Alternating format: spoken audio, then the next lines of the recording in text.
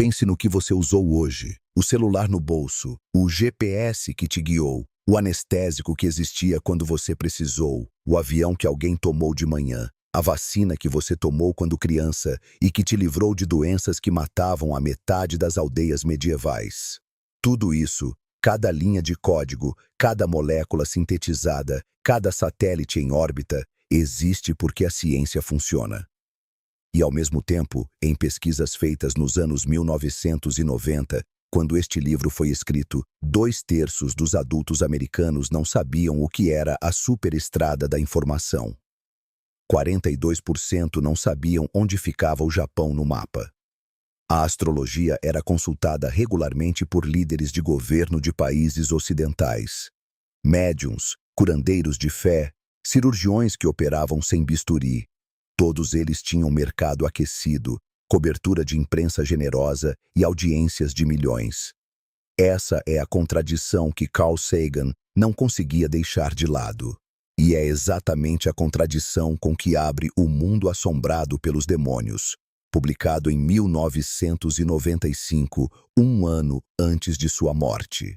A civilização que construiu tudo o que temos é baseada numa forma de pensar que quase ninguém aprendeu a usar. Dependemos completamente do que não compreendemos. Sagan não escreve esse livro para humilhar ninguém.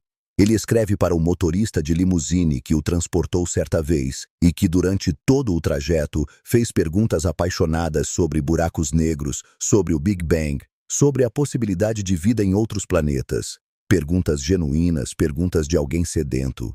E que, ao final, perguntou a Sagan o que achava da astrology. E Sagan percebeu que ali estava algo partido. O espanto pela realidade existia. A fome pelo mistério existia.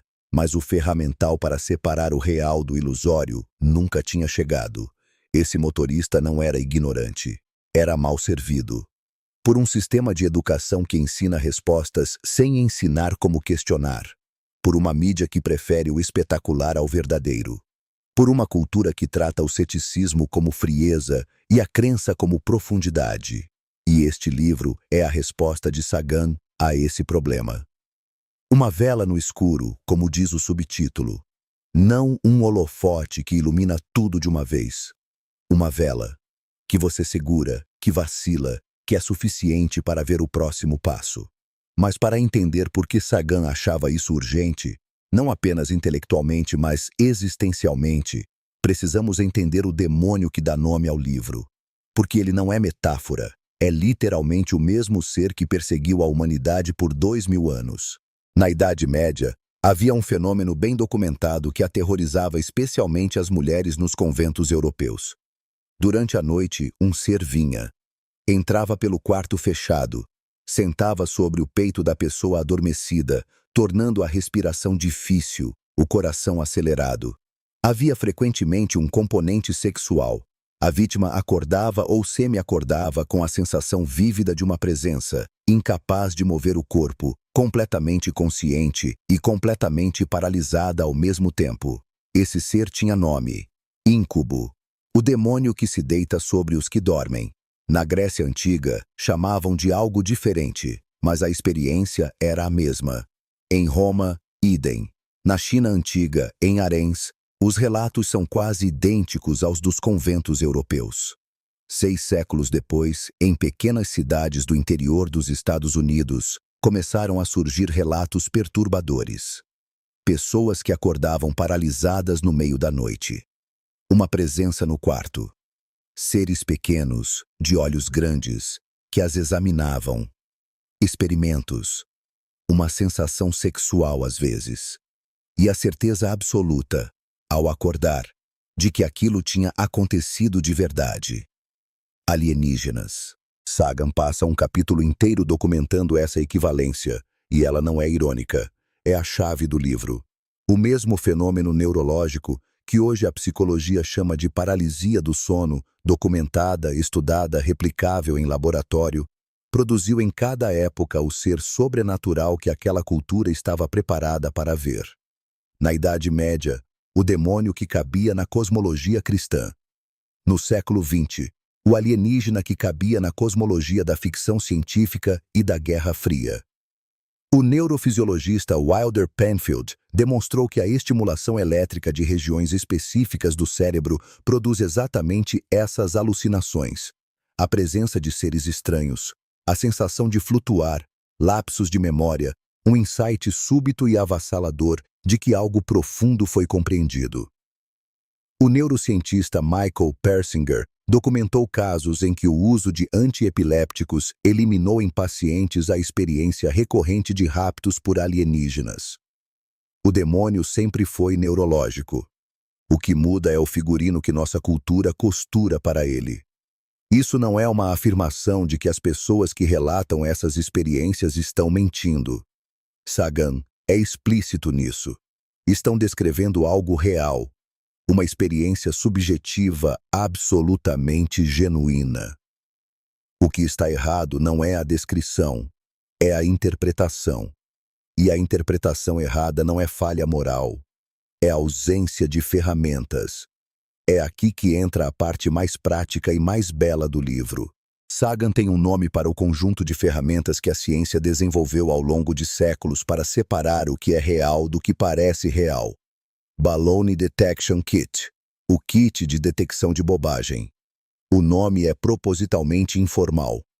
Sagan não quer que isso soe como coisa de laboratório. Quer que soe como algo que qualquer pessoa pode carregar no bolso. O kit tem duas faces.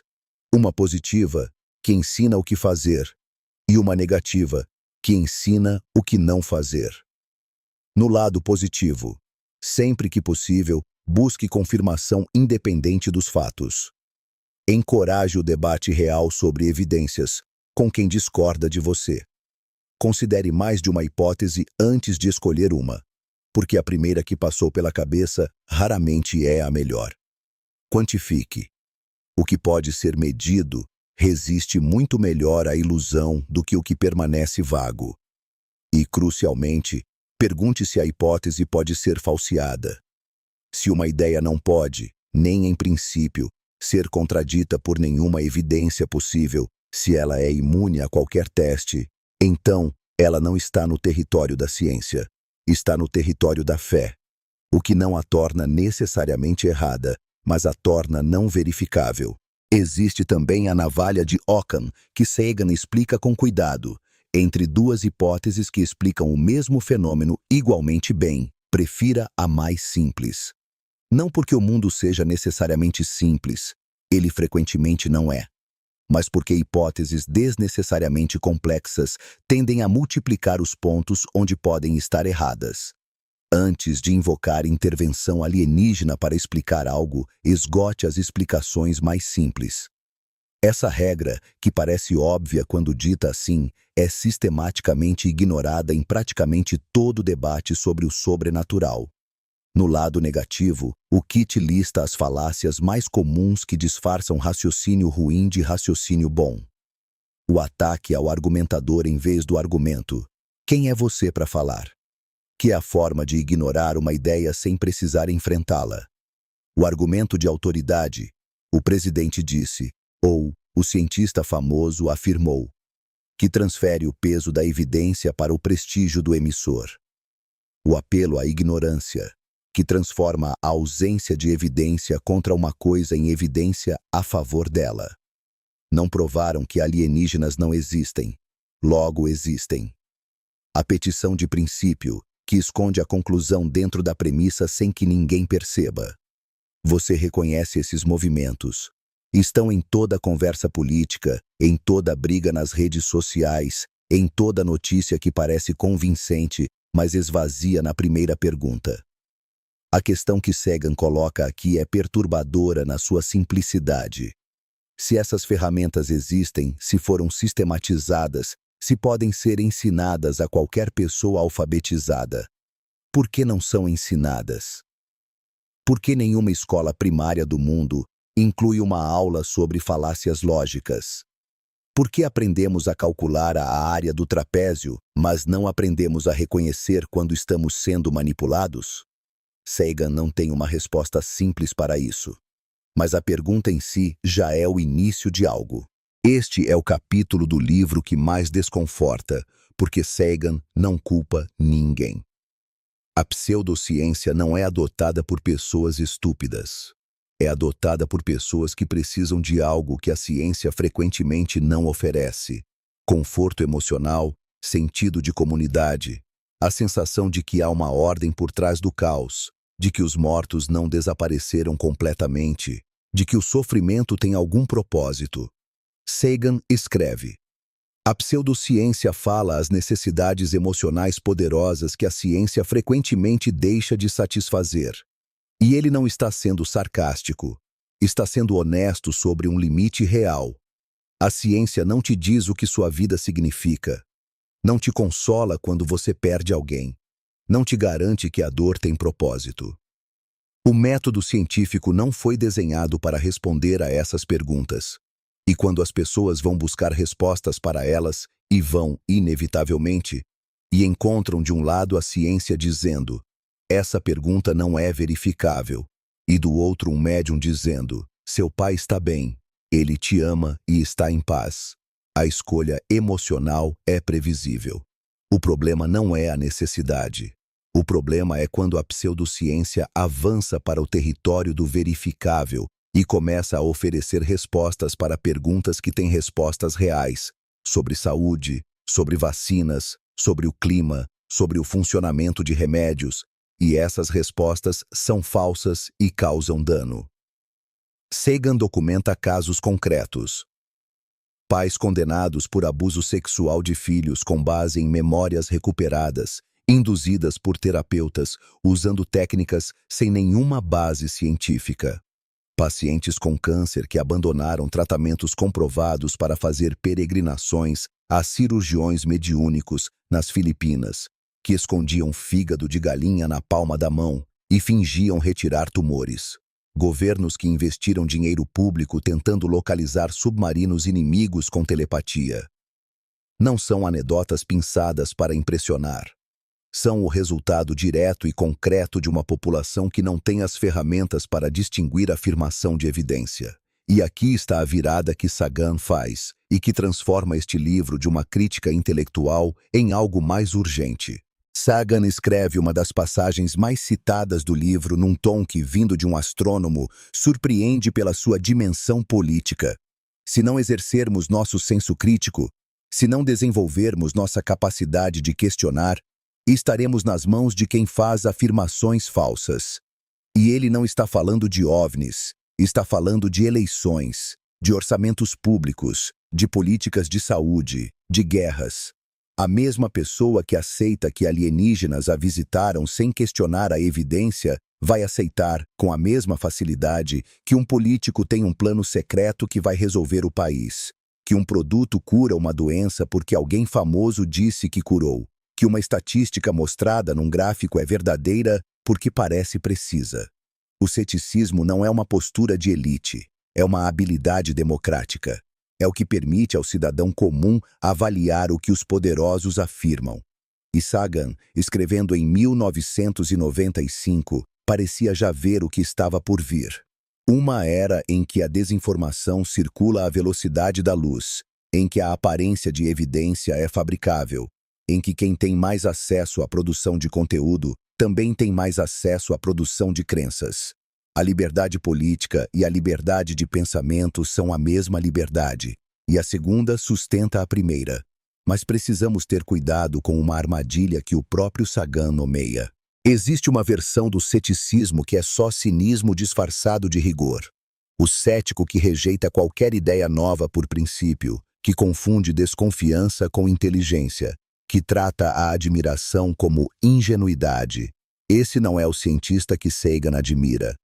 É um obstáculo diferente ao conhecimento, oposto ao da credulidade, mas igualmente paralisante. A grande tese metodológica do livro, e talvez a mais bonita, é que ciência exige as duas coisas ao mesmo tempo: o espanto que abre a mente para o novo e o ceticismo que impede que qualquer coisa passe sem teste. Sagan chama isso de o casamento do ceticismo e da admiração. E diz que separar os dois produz ou o fanático que acredita em tudo, ou o misantropo que não acredita em nada. Ele conta de um velho provérbio chinês que diz: Melhor ser crédulo demais do que cético demais. E discorda. Mas discorda com leveza, explicando que o provérbio vem de uma sociedade em que a estabilidade era mais valorizada do que a liberdade, e que governantes tinham forte interesse em não ser questionados. O ceticismo, naquele contexto, era perigoso. Era heresia. Era o que os padres reprimiam, o que os czares eliminavam, o que regimes autoritários de todo tipo tentaram suprimir em todo o tempo. E quando a tampa é levantada, quando uma sociedade sair de um regime autoritário que suprimia o pensamento livre, o que emerge não é imediatamente a ciência. É a superstição reprimida que estava borbulhando embaixo. Sagan documenta isso na Rússia pós-soviética. Curandeiros que curam pela televisão, expectativa de vida em colapso, pseudomedicina florescendo exatamente onde o pensamento crítico tinha sido mais sistematicamente destruído. O ceticismo não é natural.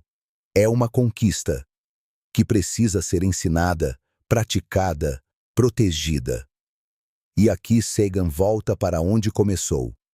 Para o menino de 1939, sentado no apartamento do Brooklyn, olhando a Baía de Nova York, enquanto a mãe preparava o jantar e o pai guardava papelões de lavanderia para que o filho pudesse escrever números até 1000. Os pais de Sagan não eram cientistas, não tinham dinheiro, mas tinham duas coisas que nunca negaram ao filho: a permissão de fazer perguntas, mesmo as erradas, e a recusa em aceitar uma resposta apenas porque ela vinha de alguém com autoridade. Essa combinação é o que Sagan chama de o presente mais precioso que uma criança pode receber. O livro termina com um capítulo que ele escreveu com Anne Druyan, sua mulher, e que tem o tom de uma despedida, porque era. Sagan sabia que estava morrendo. O câncer que o levaria em dezembro de 1996 já avançava quando ele entregou o manuscrito. E o que ele escolheu dizer, sabendo que podia ser sua última voz ampla para o mundo, não foi um argumento científico, foi um apelo. Um apelo para que não entregássemos a ciência nem aos que a tratam como religião, como verdade revelada, imune à revisão, nem aos que a rejeitam como ameaça à fé ou à tradição. Que a reconhecêssemos pelo que é, o método humano mais honesto que já desenvolvemos para entender onde estamos, quem somos e o que é real. Sagan era um homem que tinha visto a Terra de fora, que tinha ajudado a projetar sondas que saíam do sistema solar, que tinha dedicado a vida a calcular a probabilidade de que houvesse outras formas de vida no universo, e que concluía, com a maior probabilidade matemática, que havia, sem nunca ter prova suficiente para afirmar.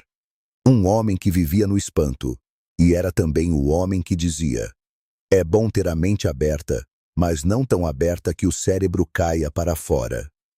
Essas duas coisas juntas, o espanto e o rigor, são o que ele está nos pedindo, não como postura intelectual, como ato de responsabilidade, porque vivemos numa civilização que criamos sem compreender completamente, e deixar que ela seja operada por pessoas que não entendem como ela funciona, ou pior, por pessoas que têm interesse em que você não entenda, tem consequências que Sagan, em 1995, já conseguia ver chegando.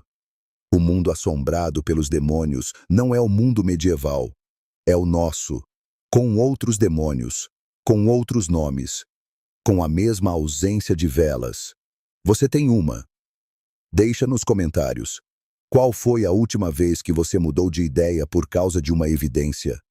Esse é o sinal de que a vela ainda está acesa.